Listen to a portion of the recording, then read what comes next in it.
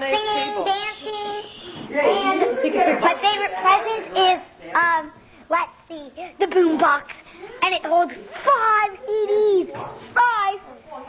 Zoey? Yeah? What do you want to be when you grow up? A singer and a dancer.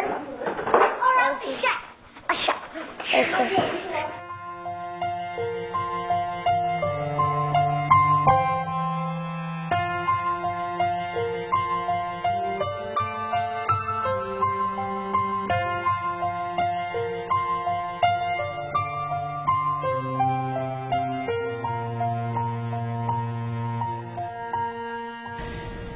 It's so really hard for me to describe Zoey in just a few words.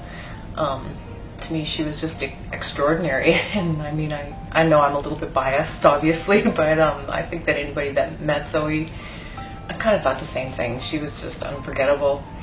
Zoey was a 19-year-old, almost 20-year-old. She was a student at the University of Arizona in Tucson. She wanted to be a nurse. She died suddenly last December of an undiagnosed rare genetic disorder called OTC deficiency.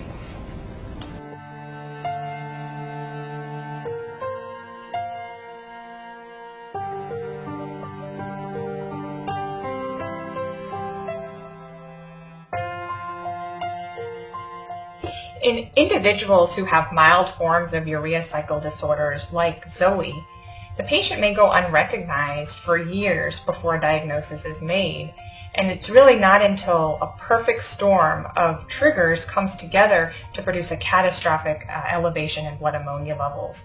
Certainly, the blood ammonia level, when it's elevated, if it's not recognized, patients may progress very quickly to coma and death. Patients can present with being lethargic or with GI symptoms like vomiting. They can also present with seizures or personality changes, and ultimately may lead to even coma.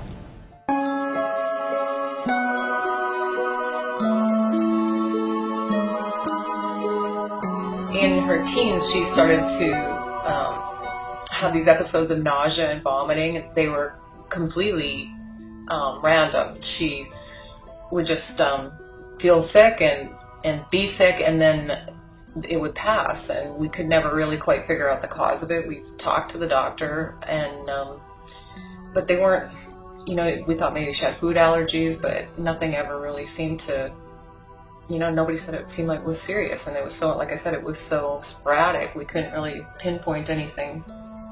Looking back now, it's easy to see that she avoided protein. Right after she went back to Tucson for her sophomore year, it was in September 2015, we got a call one night that a few of her friends had taken her to the emergency room. She had been really tired, and the nausea and vomiting were continuing, and the most worrying symptom was, though, that she was very, very confused. She couldn't, she kept repeating herself, and she was disoriented, and her text messages, she would repeat them and they would be garbled.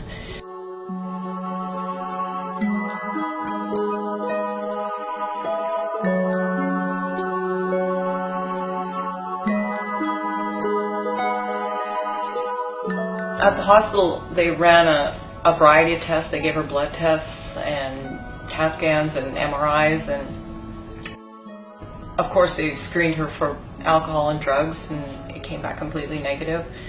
They kept her for a few hours, and they decided she was dehydrated, and they gave her IV fluids, and they released her they gave her an anti-nausea medication, and they sent her home. Zoey never really felt completely well again. The next couple of months she continued to struggle with the nausea and vomiting, always really tired and lack of energy. My bubbly, enthusiastic girl was short-tempered and irritable a lot of the time, and she just wasn't herself. There are certain triggers that increase the risk for high blood ammonia levels in patients with urea cycle disorders. These triggers may include things like a viral illness, an infection, going too long between meals, surgery, or pregnancy or delivery, or even things like dehydration or excessive exercise. In addition, other well-known triggers include a protein-rich diet or even a protein-rich meal and gastric bypass surgery.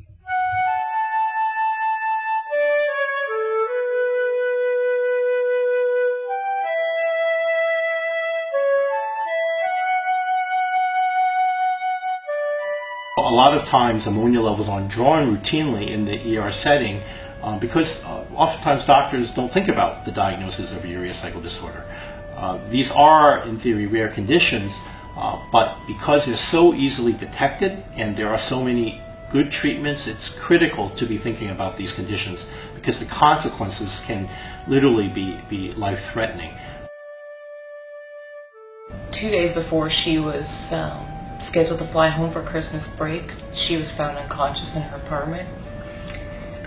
They rushed her back to the same hospital, and they immediately suspected alcohol poisoning.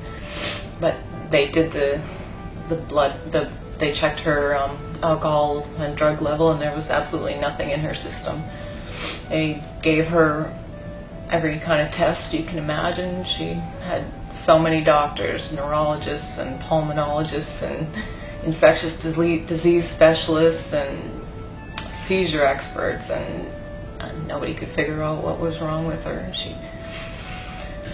During the whole time she was never given a blood ammonia test, and it's a simple test that would have measured the amount of ammonia that was in her blood, and it would have probably pointed us in the direction of finding out what was wrong with her at that time. But she never had that test. On December 24th, we said goodbye to Zoey, and Christmas was always Zoey's favorite holiday. So.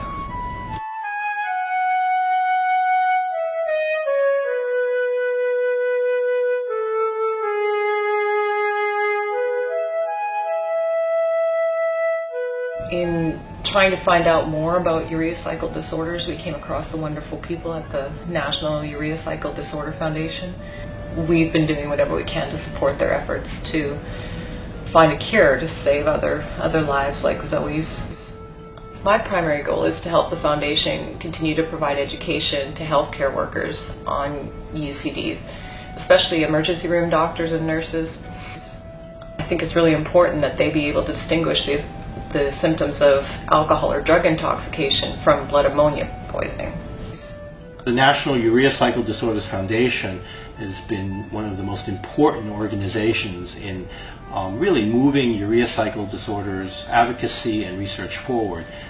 They, as an organization, have brought together researchers from many institutions to perform research and to learn about the right approach to treating and diagnosing urea cycle disorders. They have in fact aligned and worked with investigators and drug companies to develop life-saving treatments for urea cycle disorders. And even after the drug is approved, the NUCDF has been instrumental in advocating for families and patients with regards to access to these medications. They really have been the driving force in the field.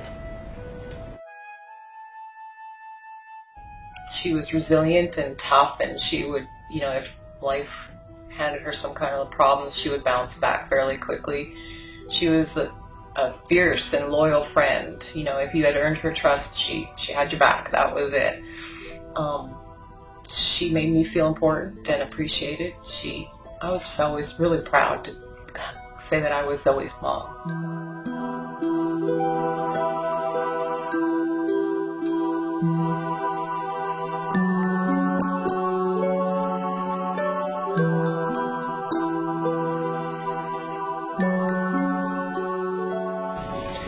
Please help us support this research by donating to the National Urea Cycle Disorder Foundation. You can go to nucdf.org and make a donation there, and it'll help to save lives like Zoey's.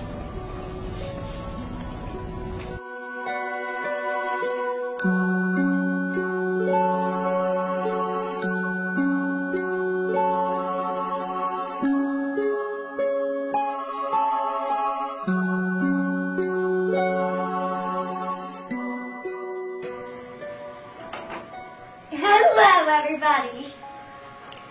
I'm the star of this movie. So don't forget to remember me. How could we ever forget you?